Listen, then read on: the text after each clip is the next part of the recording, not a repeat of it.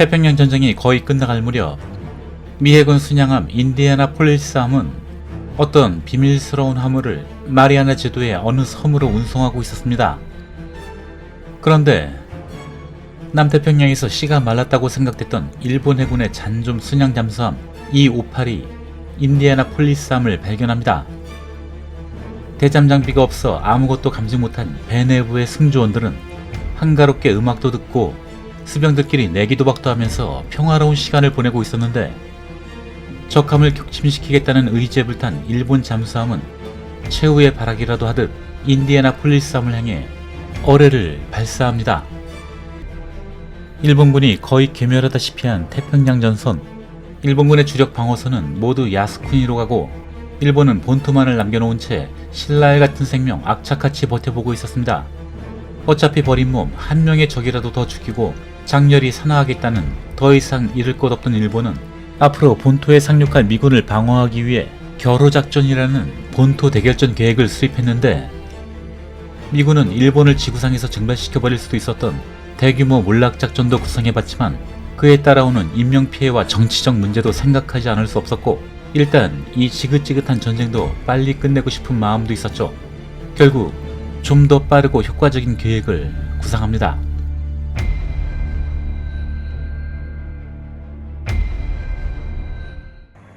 (1945년 7월) 미해군 포클랜드급 순양함 인디애나폴리스함은 북마리아나 제도 사이판 근처의 작은 섬 티니언 섬으로 어떤 비밀스러운 화물을 운송하기로 합니다.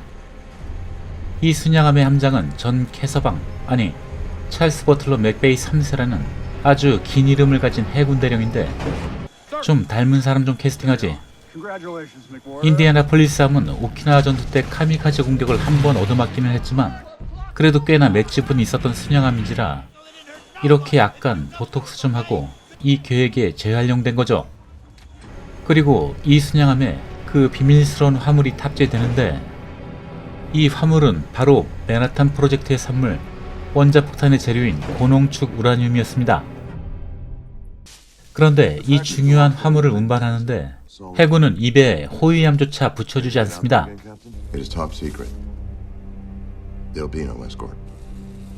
그러니까 워낙에 이 임무가 극비인지라 일본군이 눈치채지 못하도록 딸랑 혼자 이 화물을 운송해야 했던 거죠.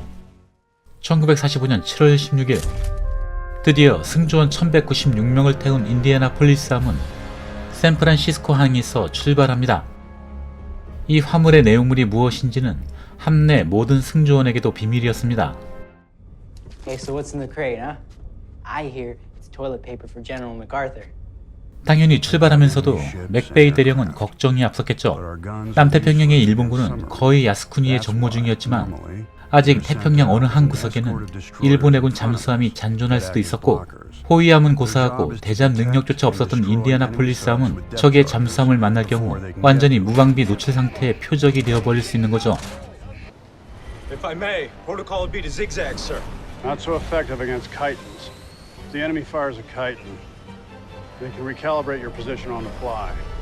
부하 수병들도 아끼면서 전쟁 초기 공훈으로 은성 훈장까지 받았던 전형적인 참 군인이었던 맥베이 대령은 나름대로 부하들의 존경을 받는 인물이었죠. 함선 내 조리병들은 평소 싫어하던 꼰대 장교, 간식과 커피에 별의별 짓을 다 합니다. 물론 존경하는 맥베이 함장 간식에는 절대 그럴 리 없죠. 병사들과 사이 안 좋으면 이렇게 됩니다. 그리고 진짜로 우려했던 일이 나타납니다. 카이텐을 탑재한 일본군 E-58 잠수함이 남태평양 심해에서 어슬렁거리고 있던 거죠. 이 잠수함의 함장은 하시모토 모치츠라 중자. 이 잠수함은 몰락해가는 일본 상황에서 한 척의 적함이라도 더 침몰시키려 했던 겁니다. 그리고 적함이라고 간주되는 배가 관측되면 이렇게 가이텐을 출격시키는 거죠. 근데 이번엔 상선이었군요. 그나마 못 맞췄습니다. 카이텐 승무원은 저 멀리 망망대해로 의미 없이 사라지겠죠. 그래도 이 인디애나폴리스함은 일단 무사히 티니안 섬에 도착합니다. 화물은 이 섬의 미 육군 항공대 기지에 내려집니다. 그리고 다시 다음 작전을 위해 필리핀 레이테 섬으로 이동해야 하는데, Please have her escort. How can you have an escort? You were never 예, here. 이번에도 또 호위함 없이 딸랑 혼자 돌아가야만 했습니다. 결국 이 가련한 순양함은 그 하시모토 중자의 잠수함에게 발견이 되어버리죠. 무슨 일이 일어날지도 모르는 배는 평화롭기만 한데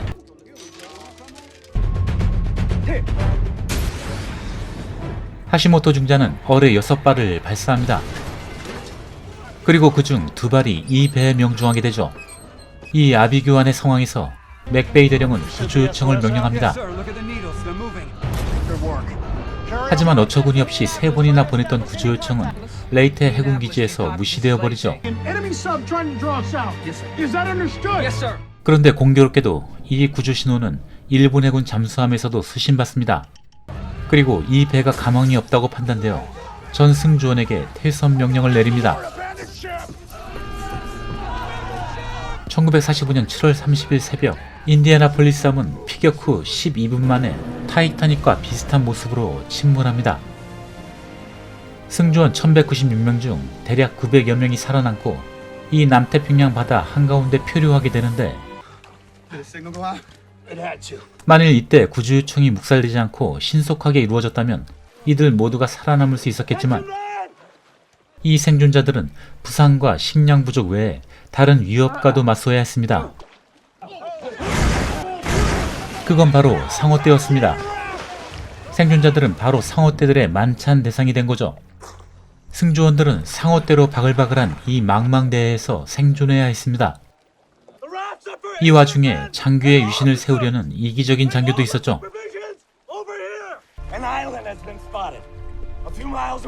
그리고 훌쩍 떠나버리는 이 장교 일행들. 물론 당연히 이렇게 돼버리지만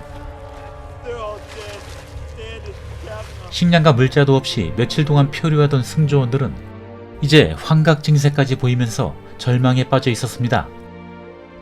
그리고 4일이 지난 8월 2일 이들은 그네를 정기 순찰하던 미 해군 카탈리나 비행정에게 기적적으로 발견됩니다. 그리고 구축함까지 동원되어 이틀간 생존자들을 구출합니다. 5일간의 치열했던 표류로 생존한 승조원은 맥베이 함장 포함 317명만이 살아있었지만 다행히 무사히 구조됩니다.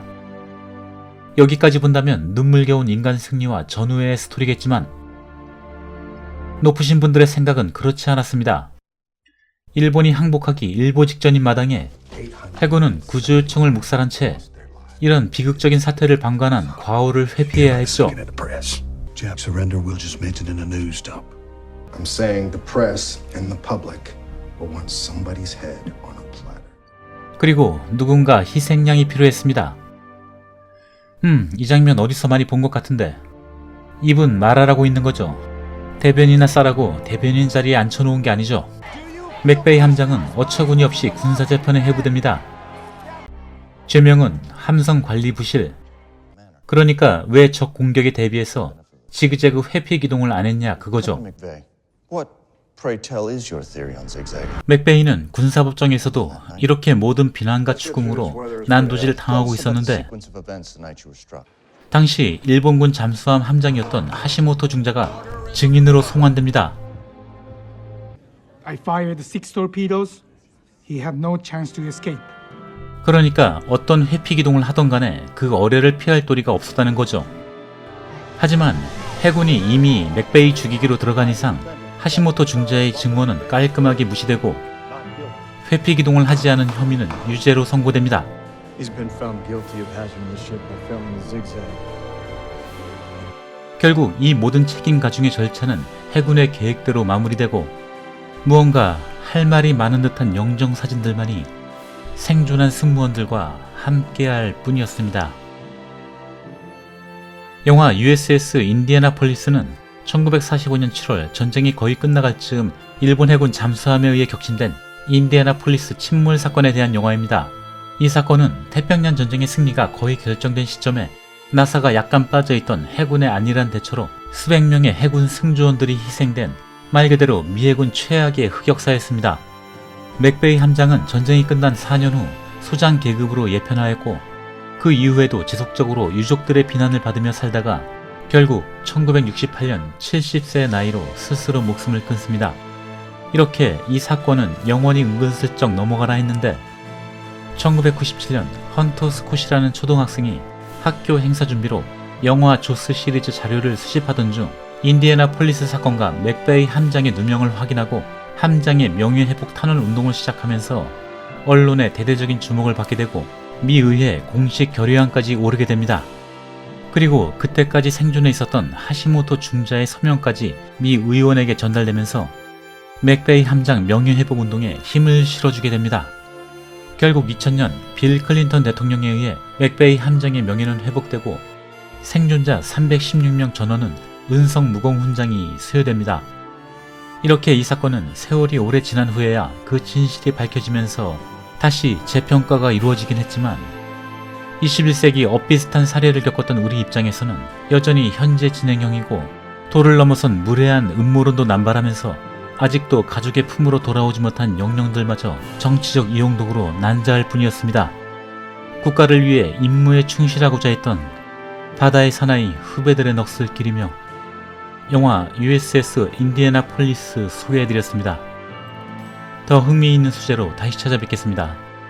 감사합니다.